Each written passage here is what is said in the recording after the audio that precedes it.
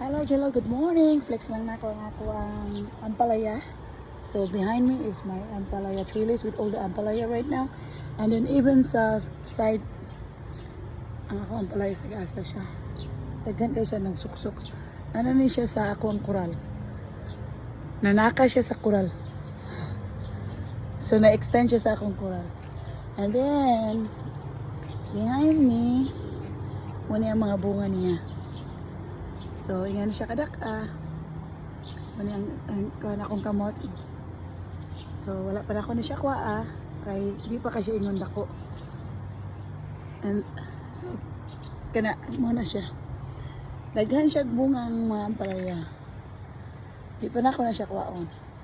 So, magwat ko og another days or mga tawagan ni. 2 days from now, ayan ako na siya kwaon. And anyway, so kini niya ako ang pagpanguan din ni kini nga trellis ko ano ni siya kanang asimbol ra ba. So imo ra ni siya i-asimbol nagpalit ko ni sa Amazon. So i-asimbol ra ni mo siya. Dali ra kayo para ini ka winter o gusto ka nga imong i-tear down na sa imong tanggalon. Kay dili na siya kay ayating nga kung wala na yung mga tanom.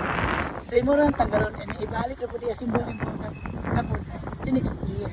So ano siya secreto sa ako ang trellis. Ang isa dako. Pero ang itong isa jud fixed to siya katong nga mo jud build. Kay mi kay nasubrahan na ako ang kuan, nasubrahan na ako ang ako seedlings. Morning nga na ako additional nga trellis nga i-assemble na ako daya.